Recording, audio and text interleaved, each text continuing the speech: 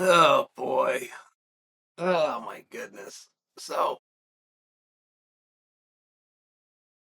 I will tell you guys openly, and I'm well aware how gross the statement is by me. I'm well aware that some of you will be disgusted. It doesn't change the fact, and if we're going to go along this journey together, I might as well disclose things to you, even things that possibly are character flaws. When I start talking MMA, okay,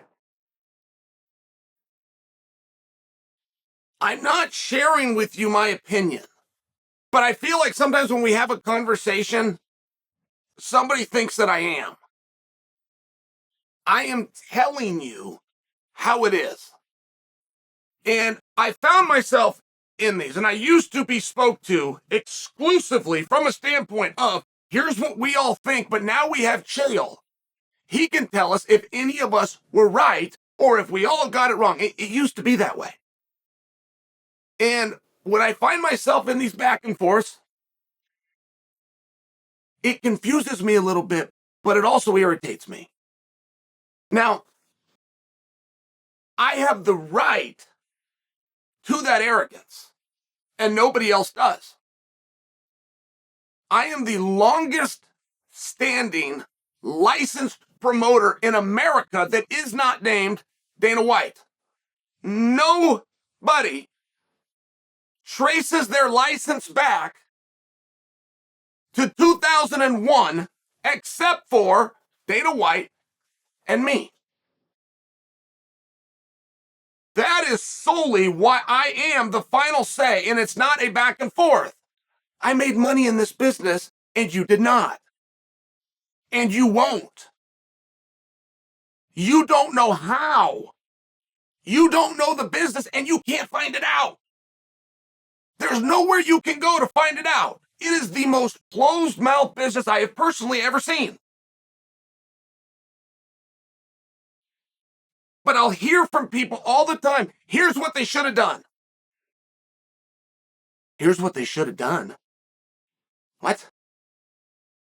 Here's what, then go do it. I mean, just for example, people use that argument all the time, but I will think that here's what they should have, here's what they should have done. They shouldn't do anything if it's not sustainable. I mean, that would be step one. I hear people often that these business-minded guys, they'll even have on the fancy suit, the fake glasses, but they think it makes them look smart. Like, some of them carry a briefcase. I mean, you got the whole shtick going on. And they don't know it from the most basic standpoint. What would you guys think? What would you think is the first thing you need to do if you want to be successful? I'd be open to different ideas, but you probably will never say the right one, which is be really good at something. That is your first step. If you want to be a boss or you want to be successful or you want to do something, be really good at something. Could be anything, but something. Go out and master it. Become an expert in it. Just by example. Now, if you want to start a business, find something where your profits exceed your expenditures. And here's the key, and then find a way to reproduce and do that same thing over and over. That's it. The guy that made the first Oreo cookie, man, that was a good cookie. But that wasn't the brilliance of it. The brilliance wasn't having the recipe or knowing to put the cream in between or knowing that you could twist the top off. The brilliance was being able to make that same cookie again and again and sell it to people over and over. That's all you're trying to do. But I word it in this way because that's a long-winded way of saying whatever you're going to do needs to be sustainable. It can't be we're going to lose. I did business with this guy one time. He told me, he said, most businesses don't make money for the first 5 years. And I've heard other people say that. I mean, those are dum-dums. Those are poor and unsuccessful and uneducated people. But that is the thing. I've heard that most businesses, you don't even take a paycheck for the first 3 years. What are you talking about? It's just a dumb thing to say. What kind of a business is that? I mean, quite literally, that is the definition. You're either a guy with a big mouth or you're a boss. Do you want to know the difference? The money in the bank account. That's the difference. A guy with the big mouth, he can't sign the front of a check. A boss has got those same opinions, and then he can sign the front of a check. That's the difference. I'm jumping around here.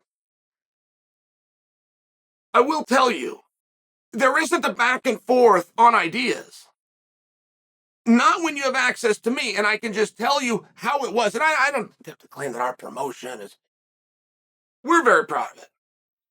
We've sold out every show but 8. This goes back to 2001. Every single show but 8. 8 might sound like a lot of non-sellouts. Well, over 21 years, it's an incredible record. 21 guys from amateur status, never fought before, no experience. 21 guys, put them into the UFC. Just by example. 4 referees who had never officiated before went from our into the UFC. And 2 timekeepers, one of them being my mother. Maybe there was a favor. Maybe there's a favor or 2 called in there.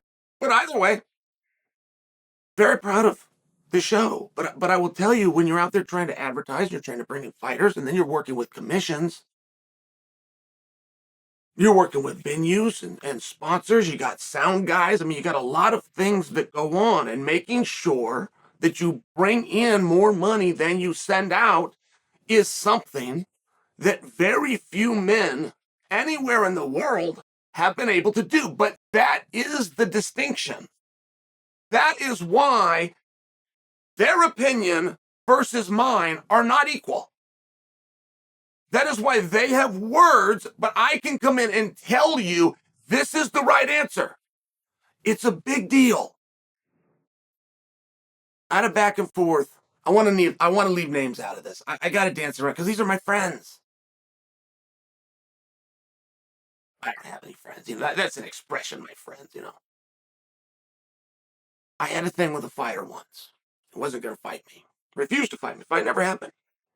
And his stance was that it was bad for his brand. And he was using that, hey, I'm a brand. I'm a business. You're bringing me in. It needs to also be good for me. This was the kind of talk. And it was very frustrating for me because they're not signing the front of a check. You're not a boss. The end. If you pay the money versus you accept the money, you're not a boss. I mean, you got to understand this, though. So I'm hearing that this is a brand. So I said, oh, really? This is a brand? Okay, I'd like to have lunch with you sometime. Let me swing by your office and pick you up. Why don't you give me the phone number to your secretary and I'll call and schedule? I don't have an office and I don't have a secretary. Yeah, because you're not a business and you're not a brand. You're none of these things. You're an idiot with a big mouth. And you got to deal with these idiots with a big mouth all the time. Now, they're never going to go away. There is not a fighter out there who has had an idea that is sustainable if somebody else took it. None. It hasn't happened. There has never been a guy who hadn't made money with me. That's true. But it's not just that I was able to deliver, bring in a return, or bring attention, or sell the tickets. It's not just what it was. Go to the table. I want to be looking to chop everybody's heads off and take everything. I want to make sure there's something for the next guy so that once I get this deal, I can come back and get it again tomorrow and get it again the next day. And moreover, the guys I'm partnering with get to make money. Nobody else thinks like that. Ever.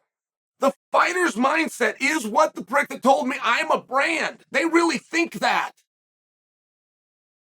They really think it can't go on without them. They really think they have something to offer if they grace you with their presence. They couldn't tell you why, though.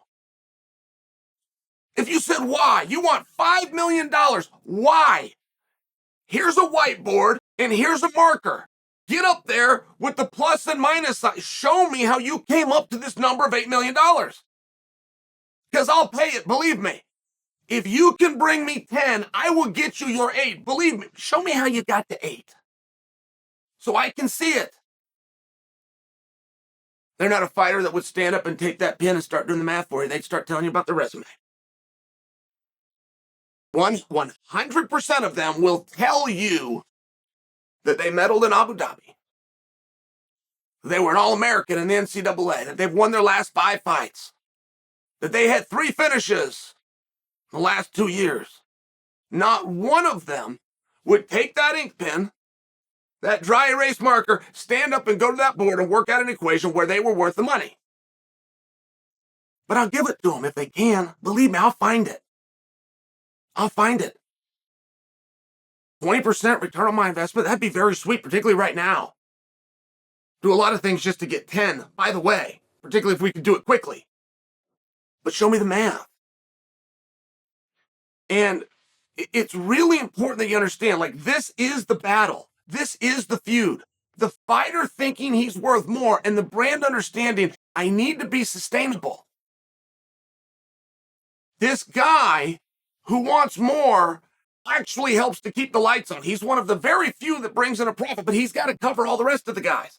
That's just what this business is. So I got to make sure I'm real disciplined here. I got to make sure that we can sustain, that we can take this, but we can do it again tomorrow and the next day.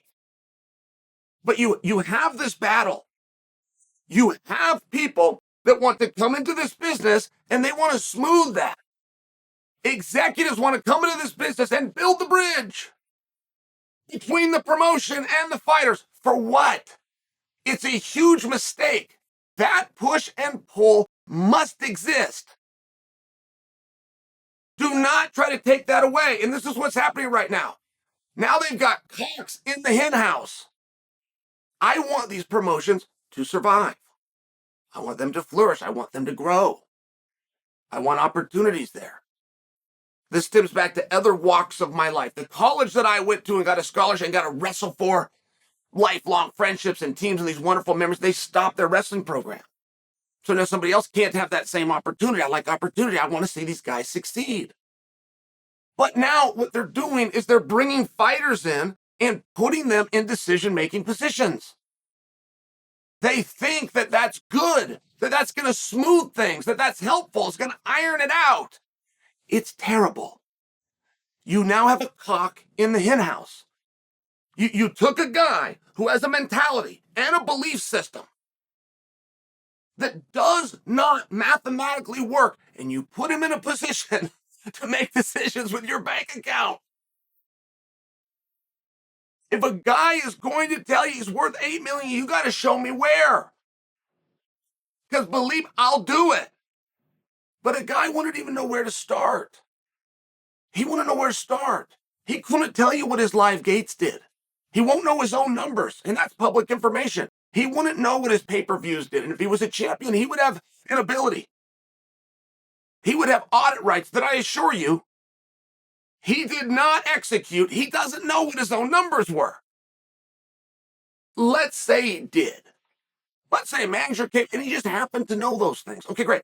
How are you going to value the opportunity that this guy, the doors that he opens? Because that's a very real thing. If you get a guy, you got a promotion and you've never been mentioned on Jim Rome. Just by example, Jim Rome has never had a guest, but he's also never done a segment on you, ever. You get a guy. Guy says, I can be on Rome tomorrow. However that is, whatever content, whatever it is, or any ability that he has, that's got a value. That's got a big value. Very big. What if he could get on Levitar tomorrow evening? What if he could break into Sports Center? I mean, all of a sudden you start looking around going, okay, I'm starting to see the value. I'm starting to see where this risk is worth it. I'm starting to see the attention I get. I come in, I'm going to pay a guy more than I pay anybody else. But I don't get anything else. He doesn't have those contacts. He's not going to bring in that attention. He doesn't have a history of any kind of record of live gate or pay-per-view. What is it that he has that the other guys don't? And then all of a sudden you start to get an answer. And that's where it comes back to the resume. Well, I medaled in Abu Dhabi and I finished my last 3 and I was a champion over. That's where you start to see, and that's what the problem is. And the fighter's not wrong. He's not wrong to have that as a motivation or think that that's the value. But you got to have an adult in the room that understands where the numbers are at. And when they're bringing in fighters and they're bringing in this flawed mentality to the office, it's not the other way.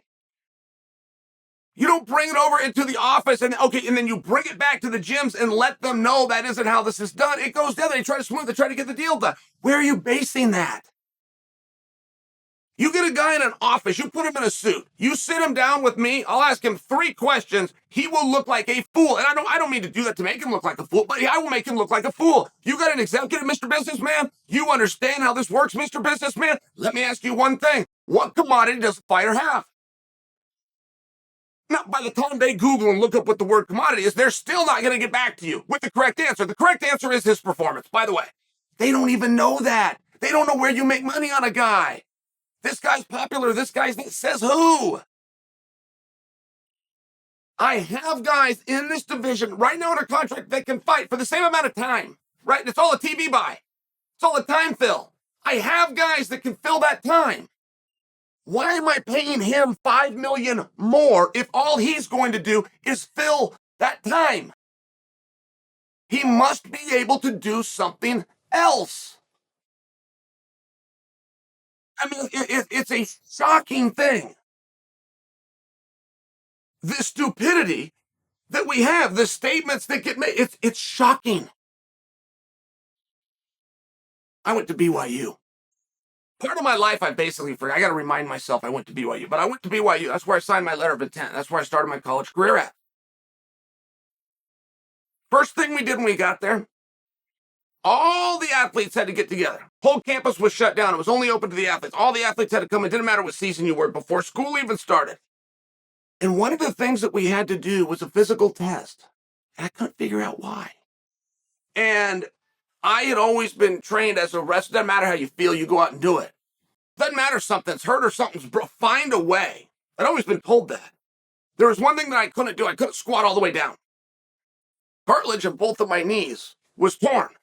So I just couldn't go all the way down. It would put the cartilage in a weird position, then it would lock, and it was just one of these things. I just had to avoid doing that, but it was part of the physical. And I finally said to the lady, why do I need to do this?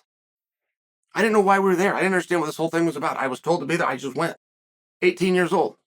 Naive to the world. But she answered my question. School starts in 2 days, and per the NCAA rule, as soon as you step foot in your first class, there are obligations that pertain to your letter of intent that we must activate. So we're going to find out right now if you're damaged goods. Whoa, that was heavy. I didn't know that. And this is after I already demonstrated that I couldn't squat down. I thought that was a tough guy. I can't squat down. I'll still bring me anybody. I'll wrestle him right now, whether I could get that position or not. It's one of these things. I had it wrong. I was damaged goods. I had 2 bad knees, and I was about to take a whole bunch of money from the school in 2 days as soon as I set foot in my very first class. I ended up getting worked out, but I had to go get a double knee surgery. There was things that happened in that moment. I'm reading from executives that used to be fighters. Of course, right? The clock is now in the hen house, and they are going to buy for a larger number than they've ever done before with no opportunity, no new opportunity, no exposure. It's totally different. If your uncle is an executive with a distribution company, it's totally different. It's nepotism. People buy it all the time. You follow the Hunter Biden case? This is a perfectly normal thing to do. You're bringing a guy with nothing, who, by the way, is old. So his shelf life is very small, and he's damaged goods. Come on, I told you, I'm hurt. I've been hurt for a while. And your response is without an opponent, without an idea, and without a plan. Let's give him a whole bunch of money, and he'll come and fight for us. Okay, that's cool. He said a press release, Errol Hawani will bust in. He'll say, you got it. Everybody wanted it, but you got him. You got it. What are you going to do with him? Oh, we're not that far along yet. Well, you need to be that far. The day you announce that you've got him is the day that you announce when we can expect him and who against. They're not separate press conferences. It's all one. It's one big announcement. Well, we don't have any of those things. You realize you're going to lose a whole bunch of money, right? You realize that you're an idiot, but it's not your fault. Somebody else grabbed you. Somebody else thought it was a good idea to take a clock, put him in the hen house.